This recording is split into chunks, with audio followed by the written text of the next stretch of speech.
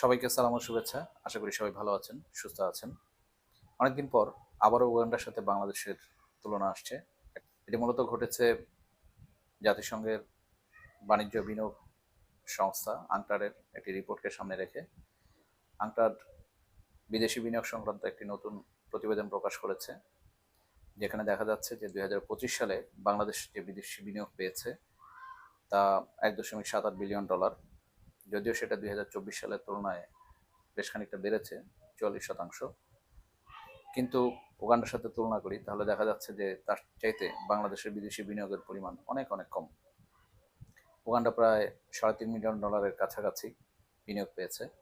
যে উগান্ডাকে আমরা তুচ্ছ তাচ্ছিল্য অর্থে তুলনা করতাম, সেই উগান্ডার যে সম্ভাবনা বিদেশি বিনিয়োগের ক্ষেত্রে তার চাইতে বাংলাদেশের সম্ভাবনা কিন্তু অনেক পিছনে।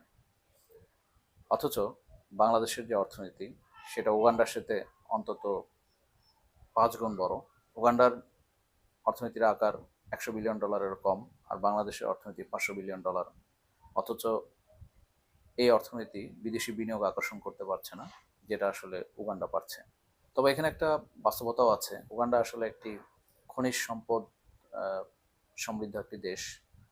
আপনারা জানেন যে আফ্রিকার কেনিয়ার পার্শ্ববর্তী এই দেশটিতে অনেক খনিজ সম্পদ আছে। তার অর্থনীতি মূলত কৃষি নির্ভর, এবং তার মোট যে অর্থনীতি তার 71%ই আসে কৃষি থেকে। বিপরীতে আমাদের কৃষি কিন্তু 20%-এরও কম, 13 থেকে 14% মতো। আমরা সেবা খাতের নির্ভর একটি অর্থনীতি, সেবা এবং শিল্প খাত। আমাদের সেবা খাত 50%-এর বেশি, আর শিল্প খাত 30%-এর বেশি। আমার ধারণা হচ্ছে যে সেখানে বিদেশি বিনিয়োগগুলো যায় হচ্ছে খনিজ সম্পদকে কেন্দ্র করে, যেটা আসলে বাংলাদেশের এখানে হয় না। বাংলাদেশে বিদেশি বিনিয়োগ আসে মূলত লেবার সেন্ট্রিক, মানে শ্রমশক্তিকে কেন্দ্র করে। তার মানে হচ্ছে এখানে কারখানায় স্থাপন করা হবে এবং সস্তায় এখানে শ্রমিক নিয়োগ দেওয়া যাবে, এবং তারপরে উৎপাদিত পণ্য বিক্রি করে একটা ভালো মুনাফা অর্জন করা যাবে।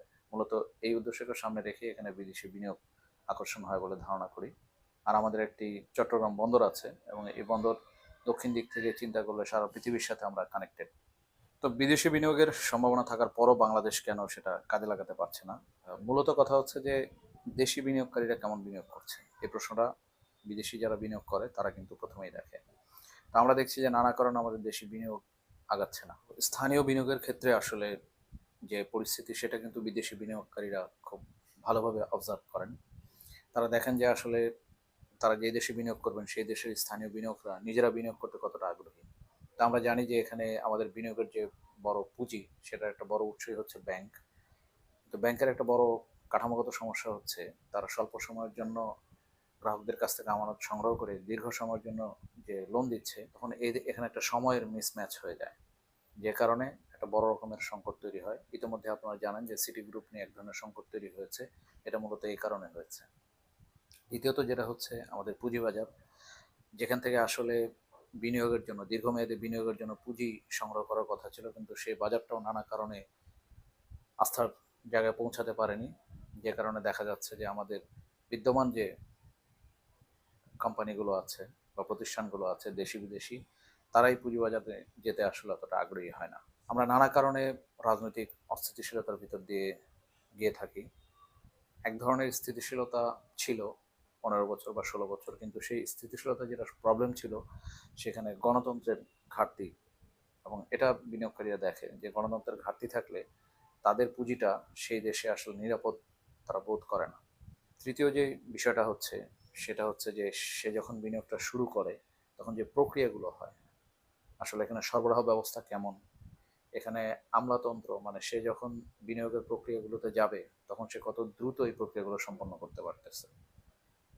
এটা আমরা খুব ভালো করে জানি যে স্থানীয় যারা বিনিয়োগকারী তারাই বলে যে এখানে কোনো একটা অনুমোদন পেতে গেলে মাসের পর মাস তাদেরকে ঘুরতে হয়, কিংবা কর সংক্রান্ত নানা ধরনের জটিলতা আছে। তো এই যে আমলাতান্ত্রিক যে সমস্যা এবং আমলাতন্ত্রের ভিতরে যে গেড়ে বসার দুর্নীতি, এই দুর্নীতির কারণে যেটা হয় যে বিদেশি বিনিয়োগকারীরা আমাদের এখানে সহজে বিনিয়োগ করতে চাচ্ছেন না। পরে যেটা হচ্ছে যে বিনিয়োগটা ফিরিয়ে নেওয়া, তার মানে হচ্ছে সে যখন এই দেশে বিনিয়োগ করছে এরপরে তো সে বিনিয়োগের বিপরীতে একটা মুনাফা করবে। সেই মুনাফার অর্থ সে কত দ্রুত এবং সহজে তার দেশে ফিরিয়ে নিয়ে যেতে পারে, এইটা একটা বড় প্রশ্ন থাকে। তো এক্ষেত্রে বাংলাদেশ বরাবর উদার, কারণ বিনিয়োগকারীদেরকে বাংলাদেশ সব রকমের সহায়তা, আইনি সহায়তা দিয়ে থাকে। কিন্তু মুশকিল হচ্ছে, যেমন আমরা এর আগে 23-24 সাল বা 21 সালের পরে, মানে কোভিডের পরে আমরা যে ডলার সংকটে পড়েছিলাম, তখন কিন্তু বহু বিদেশি কোম্পানি বাংলাদেশে যারা কার্যক্রম পরিচালনা করছে, তাদের মুনাফার অর্থ কিন্তু তাদের দেশে নিয়ে যেতে পারেনি। পরবর্তীতে অন্তর্বর্তী সরকার যখন দায়িত্ব নিল 5 আগস্টের পর, তখন এই সরকার অল্প অল্প করে তাদেরকে এই অর্থ বিদেশে নেওয়ার সুযোগ দিয়েছে। এইসব বিষয়গুলো আসলে বিদেশি বিনিয়োগকারীরা খুব ভালো করে খেয়াল করে বা তারা অবজারভেশন করে, তারপর তারা বিনিয়োগের সিদ্ধান্ত নেয়। এমন একটা পরিস্থিতিতে আবার দেখছি যে বাংলাদেশ ব্যাংকও বিনিয়োগের একটি তথ্য প্রকাশ করেছে মঙ্গলবার। সেখানে দেখা যাচ্ছে যে জানুয়ারি থেকে মার্চ এই 3 মাসে যে বিনিয়োগ এসছে বাংলাদেশে, গত বছরের মানে 24 সালের জানুয়ারি থেকে মার্চের, দুঃখিত, 25 সালের জানুয়ারি থেকে মার্চের তুলনায় সেটা প্রায় 40% কম। আবার যদি অক্টোবর ডিসেম্বরের কথা চিন্তা করি, মানে 2025-এর অক্টোবর ডিসেম্বর এর সঙ্গে যদি 2026-এর জানুয়ারি থেকে মার্চ এর সঙ্গে তুলনা করা হয়, তাহলে আবার বিনিয়োগ 21% বেড়েছে। আর আনটার্ডের রিপোর্ট যদি আমরা দেখি, তাহলে যেটা বললাম শুরুতে, যে 2025 সালে আমাদের বিনিয়োগ বেড়েছে, কিন্তু যে তুলনাটা আসছে সব জায়গায়, যে বাংলাদেশের বিনিয়োগ বেড়েছে 24-এর তুলনায় 25-এ, কিন্তু সেইটা একে তো $2 বিলিয়ন কম, অন্যদিক থেকে এটা হচ্ছে আফ্রিকার একটি দেশ, উগান্ডা, যাকে আমরা তাচ্ছিল্যের সাথে স্মরণ করতাম, সেই দেশ থেকেও অনেক কম।